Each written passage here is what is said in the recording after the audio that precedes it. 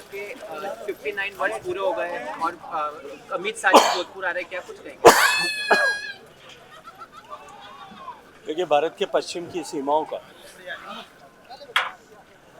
सीमा सुरक्षा बल ने जिस तरह से प्रबंधन किया है, उसके चलते हुए निश्चित रूप से ये भारत की सबसे सुरक्षित और सबसे शांत सीमा ऐसी है। माननीय अटल बिहारी वाजपेयी जी के जगह समय में जब वन फोर्स वन बॉर्डर ऐसी व्यवस्था की गई, उसके बाद से पंजाब और बांग्लादेश ये दोनों बॉर्डर की सुरक्षा की जिम्मेदारी सीमा सुरक्षा बल पर है। और अपने गठन के समय से लेकर के अब तक सीमा सुरक्षा बल ने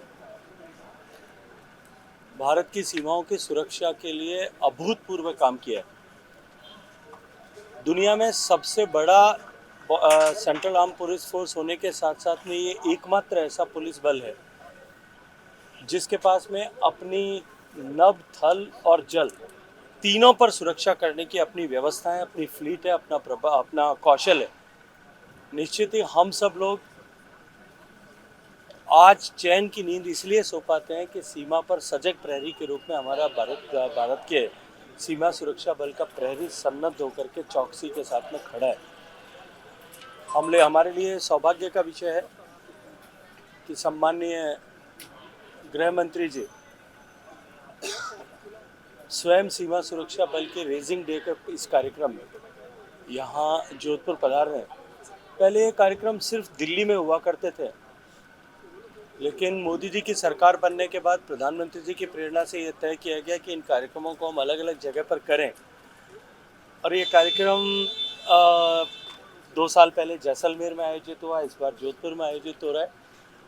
और क्योंकि पश्चिमी सीमांत क्षेत्र के लोगों का सहज संबंध सीमावर्ती क्षेत्र के पर काम करने वाले इन फोर्सेज से है, तो निश्चित ही जोधपुर में इस कार्यक्रम का आयोजन जोधपुर के लिए, जोधपुर वासियों के लिए, मारवाड़ वासियों के लिए और ऐसे हजारों लोग जिन्होंने भारत के सीमा सुरक्षा बल में अपनी सेवाएं देकर के सेवानिवृत्त हुए, उनके लिए अत्यंत प्रसन्नता का अवसर। सर, आपका एक मंत्री नरेंद्र मोदी ने शेयर किया है, उसमें कहा गया है कि जो भारत का संविधान है वो डॉक्यूमेंट्स का ज़्यादा अधिक है, तो उसका क्या कुछ कहेंगे?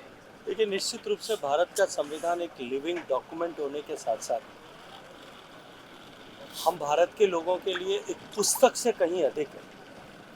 संविधान की मूल प्रति में जिस तरह से भारत की भावनाओं को, भारत के लोगों के विचार को, भारत के लोगों की आस्था को, भारत के सिद्धांत को, भारत के जीवन को जिस तरह से विभिन्न चित्रों के माध्यम से डिपिक्ट किया गया, ये केवल पुस्तक नहीं है, हमारे जीवन पद्धति का हित का एक दर्पण के रूप में है। और जिसके आधार पर काम करते हुए आज हम इस मुकाम पर आकर के पहुँचे हैं। सम्माननीय प्रधानमंत्री जी ने उसे मस्ट रीड टाइप ऐसा क्लिक करके अपना तरफ से ट्वीट किया है। मैं हृदयपूर्वक माननीय प्रधानमंत्री जी का अभिनंदन करता हूं। सीट नंबर 222 50,000 चलिए, ये तो जांच का विषय है और ये जांच के तार कहाँ तक जाएंगे, ये अभी पूरी जांच होने के बाद में ही जा करके इसके ऊपर मैं कोई टिप्पणी करूं तो ठीक हो। सर, संसद शुरू हो चुकी है, लगातार वो ब्लैक कपड़े पहन के देखिए, जिनको लोकतंत्र की इस व्यवस्था में जिनको जनता ने नकार दिया, वो सारे लोग अब लोकतंत्र के पराजय को इस तरह से अपनी खींच के रूप में अभिव्यक्त कर रहे हैं। लेकिन देश की जनता इनको इनके चाल चरित्र चेहरे को पहचान चुकी है। आज भारत का लोकतंत्र 75 साल से ज़्यादा का हो गया और हम जिस संविधान को लेकर के वो जगह जगह अपना प्रदर्शन करते हैं या जिस संविधान को बचाने का संकल्प ऐसा दिखाते हैं, उस संविधान में जो प्रोसीजर्स लोकतांत्रिक व्यवस्था को चलाने के लिए बनाए गए हैं, उन प्रोसीजर्स को ही वो ठुकराते और झुटलाते हुए दिखाई देते हैं। तो उनका चेहरा कुछ और है और चरित्र कुछ और है।